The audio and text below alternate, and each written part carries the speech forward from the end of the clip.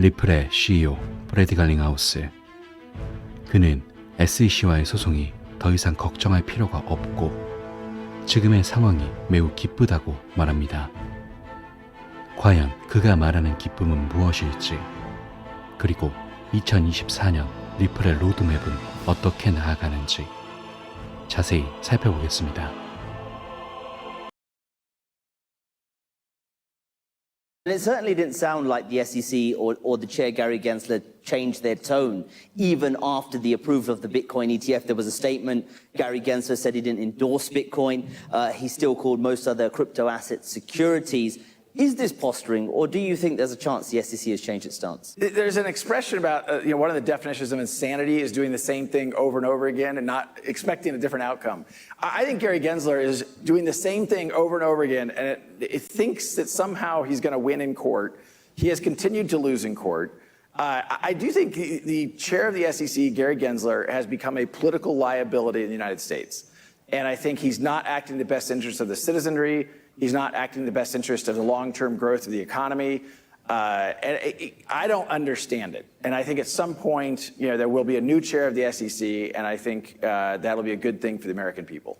There were a couple of interesting things after that Bitcoin ETF was approved in that statement. One, and I paraphrase here, was effectively Gary Gensler saying, just because we allowed the Bitcoin ETF, don't think we're now going to allow a bunch of other crypto assets. The second interesting thing was the price of Ether skyrocketed immediately after on hopes that there could now next be an ETH ETF. What are the chances of that? I think it's a certainty. I think this year?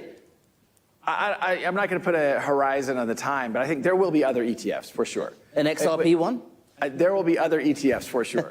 but an XRP one? The sad part of that reality is we have a Bitcoin ETF only because a U.S. court said to the SEC, you're being arbitrary and capricious in your application of the law. What would be sad is if every ETF had to go through that same journey and for Gary Gensler to get smacked down by the U.S. court system again. That might be necessary, but again, at some point, I think Gary Gensler won't be the chair of the SEC, and that will be a good thing for the American people. There's what the SEC does, and then there's what is going on in Washington amongst lawmakers, and those are linked but also separate. Now, the U.S. hasn't passed any kind of comprehensive regulation around crypto assets at this point. Unlike, you see in the European Union with MiCA and some of the other jurisdictions you mentioned earlier as well, Dubai. But there are a number of bills trying to make their way through the lawmaking process. One of those is around stablecoins. There's a number of others as well. Do you think that in 2024 there is the political will, given it's an election year as well, to pass some of these bills and bring them into law? I said earlier I don't like to predict things based on time, and this one I will. I think this year there will be legislation that passes. I won't be as predictive about which one. I think likelihood is that the stablecoin, clarity for stablecoin. I can't remember the name of the bill that has been going through the system in Washington D.C. But I think we will see that in part because the U.S. Treasury wants it. Right. I mean, I think the stablecoin market has really surprised people in some ways in terms of solving a real need.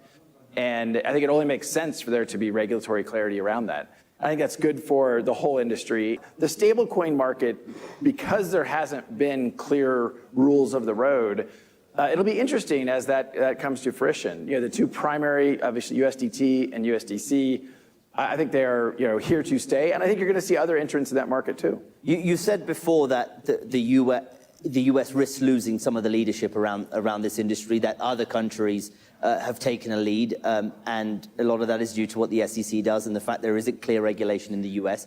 If the regulation does pass this year, if there's clearer rules for the road for the broader industry, does that help? Will the U.S. be able to compete with some of these other jurisdictions who took an early lead in this industry?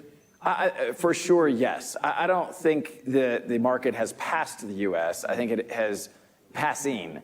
And you are seeing, look, we have publicly shared over 70% of Ripple's hiring last year was non-U.S., despite the fact that there's still a majority of our employees in the United States. Why would we want to hire in a market where we have a hostile government? We have a government who won't provide the clarity we have asked for, where we had to fight for years and spend well over $100 million in the court system to fight them. So, there will continue to be a lot of activity, I think, in London, in Dubai, in Singapore, in some of the other financial capitals of the world. And I think we will see a shift at the SEC, hopefully to a new chair that is constructive and wants to work with the industry and not put their own agenda ahead of the American people's. I've been asking you this since 2020 because that's how long it's been going on for. Ripple versus the SEC lawsuit. When do we get a conclusion? Look, but most of it has been resolved, right? So the SEC filed a lawsuit in December of 2020, so just over 3 years ago, against me, against Chris Larson, and against Ripple. The case against Chris and Brad, myself, have been dismissed entirely with prejudice, meaning they can't ever bring it back. And the case against Ripple, they lost on everything they cared about. I mean, their primary tenet was that XRP is a security. And in the Judge Torres's opinion, what she wrote is, XRP is, in and of itself, not a security. So I feel very good about that. The SEC then asked for approval to appeal that decision, and that was denied. So, I mean, look, the SEC has lost consistently in this case. There is a piece of the case that continues around institutional sales, because investment contracts, where Ripple sold XRP to institutions who wanted to speculate. The irony there is, again, the SEC's one of their missions is to protect investors. How many of our institutional XRP sales did they lose money? None. So, what are we arguing about? Anyway, so look, that will proceed through the court system for a little bit longer, but I feel very good about where we are, and I frankly really pleased for the whole XRP ecosystem, and the whole crypto market benefited immensely from that legal win. Just for the last 5 minutes, Brad, let's talk about Ripple, what your focus is this year, where you're going, and the future. For 2024, where are you putting your energy? Well, a couple things come to mind there. Obviously, our core product around Ripple Payments has continued to grow, and that's something we'll continue to invest in, more payout markets around the world. We, through an acquisition, entered the custody market in 2023. Certainly a lot of our investment, our incremental new investment in 2024 will be investing in the custody business. Is that in anticipation of sort of some of these bigger investors getting into the markets and? Well, I mean, on one hand, I would say yes. However, there's already a tremendous amount of demand. I mean, that business is growing very quickly. We announced publicly just a month or two ago that HSBC is a new client of that business. So, these are big accounts as well as more mid-market accounts. The custody business is very real and is going to continue to grow nicely. I do think Ripple thinks about entering other vertical markets, so payments, custody. I think we'll do other things in 2024. Some of those will probably enter through acquisition. We've been super fortunate to have a very strong balance sheet at a time that the market has shifted and the valuations of a lot of these companies is not what it once was. That's been an opportunity for us, and so we're going to continue to play offense.